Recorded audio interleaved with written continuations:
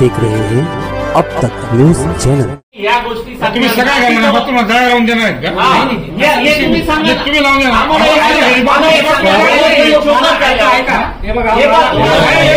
ऐकून घ्या, यांच्या सगळे येणे बनवायचे धंदे आहेत।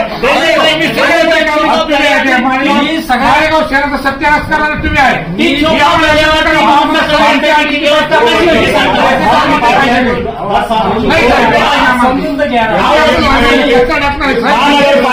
पाणी दिले माझ्या घरी बोरिंग येते पाणी व्यवस्था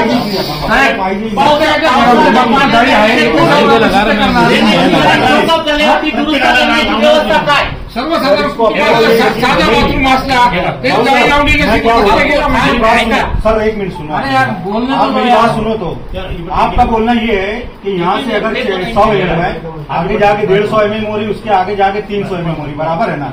इसके बाद भी ये जो पैसा आप ये स्कीम के ऊपर खर्च कर रहे हैं ना, जो हमारी पहले से गटर है उसको सही ढंग से साफ कर दो, उसको सही ढंग से बना दो, ये सब कुछ मसला नहीं रहेगा।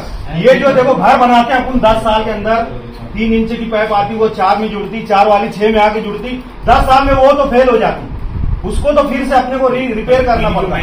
ये कैसे होगा? ये 6 फीट अंदर मी तुम्हाला सगळे डिटेल एकदम एक सेकंड, बच्चा साहेब कागद टाकून राहिले, बच्चा साहेब कोणत्या साईटवर बसून त्यांनी दाखवलं, मला दाखवा कोणत्या साईटवर। एकच सेकंड, एक मिनिट, चेंबरचं काम चालू आहे ना, बनता बनता तुटून राहिले। कुठला चेंबर? तुम्ही कुठल्या चेंबर कसं काय ऐकून घ्या। दुसरा मुद्दा साहेब सांगा, तुमच्या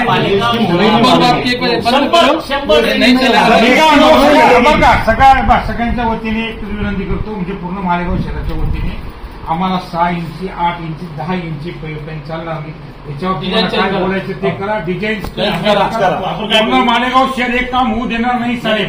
आणि जर काम करायचं असेल तर सर्व जबाबदार तुम्ही मालेगाव प्रशासन। याच्यात काय बोलू, 2-3 गाँव परेशान है, ये बारिश का पानी रहेगा तो इसके अंदर अपन कर लेंगे क्या? ये पानी जाएगा इसके अंदर अपन कर इसका हल निकल जाएगा क्या?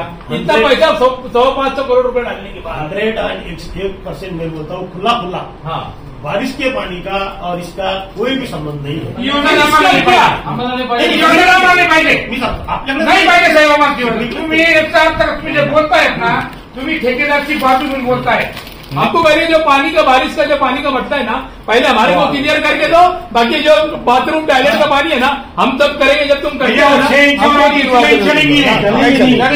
1 मीटर ह्या पाईपलाईन मध्ये फक्त टॉयलेट आणि बाथरूम याचंच पाणी जातं, हे त्रिकालाधीश सत्य आहे। देशात जगात कुठंच असं नाही की पावसाचं पाणी आणि या टॉयलेटचं बाथरूमचं पाणी एकत्र जातं। स्टॉर्म वॉटर ड्रेन ज्याला म्हणतात, त्याचं पावसाचं पाणी ती वेगळी व्यवस्था असते, आणि अंडरग्राऊंड ड्रेनेजला फक्त बाथरूम आणि टॉयलेट याचंच पाणी जातं। मग ते स्टॉर्म वॉटरची जबाबदारी ज्या त्या संस्थेची त्यांनी ती केलीच पाहिजे। आप सीपी की सबकी बात है। आज मालेगांव के अंदर पानी बारिश का जाने के लिए जगह है ही नहीं। आज लोगों के घर में पानी घुस रहा, भी दोपहर की अपनी बात हुई। ये गटर से बनाने से अपना इसका मसले हल हो जाएगा क्या?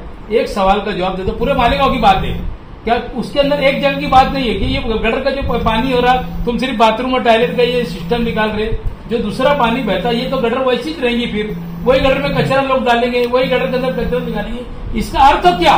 कि अपन भुयारी गटर जो बना रहे, इसका अर्थ ही नहीं है ना साहब।